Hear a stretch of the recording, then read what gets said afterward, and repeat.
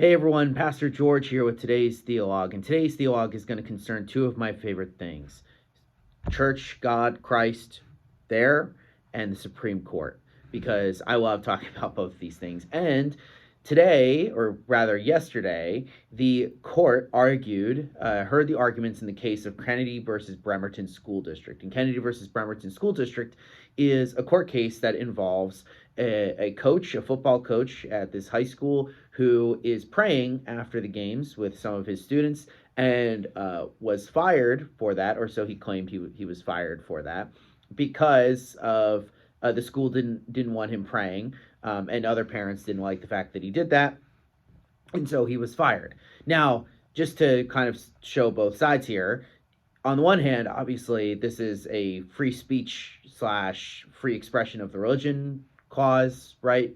Debate. So, does he have the right to pray?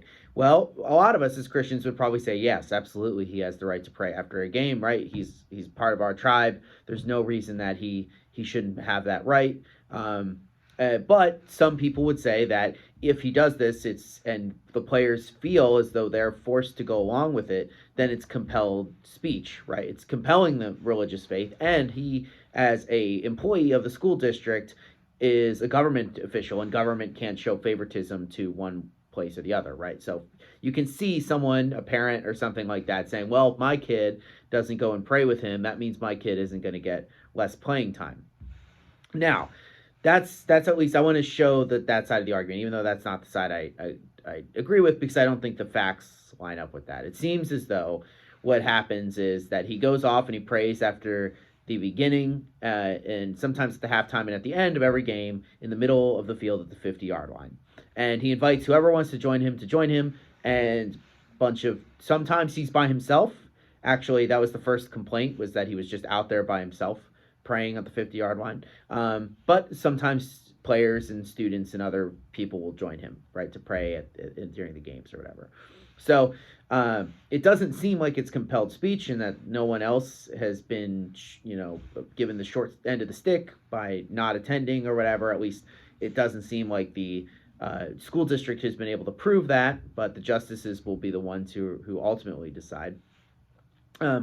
And that he was originally told that he couldn't do it anymore, and he complied for one game, and he didn't do it. But then he felt bad. He felt like he was betraying his religious convictions. So at the next game, he went to the middle of the field and prayed, and a bunch of people joined him and stuff like that. And it became a big media thing. And that was all the way back in 2015, which you might know is quite a while ago, right? That's a few months after I graduated from college. So this was a long time ago when this happened, and now it's just getting to the court. So it just goes to show that it takes a little while to work its way up to the highest court in the land. So what's at stake here, right? Why is this important? Well, I think that if we as not only as Christians but as Americans really want a tolerant society for different faiths and beliefs and things like that, which I actually believe in, right? Even though I believe that Christianity is the only true faith, right? The only one that will get you into heaven. And I believe other ones are false and will not get you there, to put it lightly.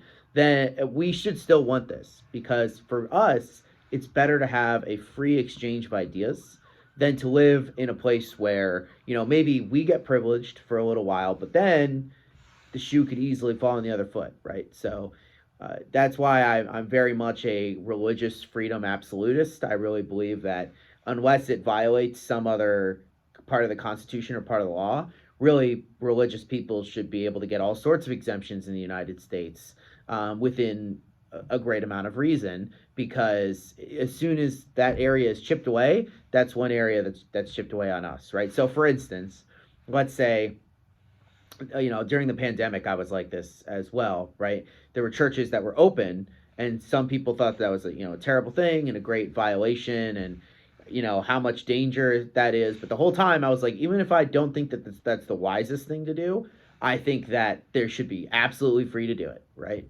And so let's just say like that, we were in our area, right? And one of the mosques in the area had some sort of thing. Like one of the coaches at Edison High, I don't know anything about people over there, even though we're across the street, was a Muslim or whatever, and was praying at the 50-yard line or during games or something like that, right? and some students felt compelled to do that, or wanted to do that, right? Even though it's different faith, even though I don't think that it's true, and even though I think that it's bad to engage in that type of stuff, right? I would still be like, yeah, he absolutely has the right to do that. Why? Because if a Christian coach did that, I'd want them to have the same right. And so, as people who discern these things, it's very important for us not only to think about how only things can benefit us, right? And to use the law to do that, because at the end of the day, the law can always be turned to be used on you as well. But also as Christians, to be willing to have these conversations and be willing to stand for our faith in situations like this, and to be like, hey, listen, I feel compelled to do this. I don't care if it, offends other people. Be honest and say, listen, I'm not going to punish people if they don't agree with me or whatever, but this is something that I will do. And so I really think that that's something we need to hold a little bit more strongly to. And actually, as Christians, view the law as our friend, because it really has been a good boon of protection for us. I mean, this isn't even the first case that this exact scenario has happened. Christianity Today had a really good write-up about this whole fight over football coaches and prayers, and I'm sure other coaches as well. But they just focused on football coaches. So I'll put that in the description below, because it is actually a really good article, and it's free.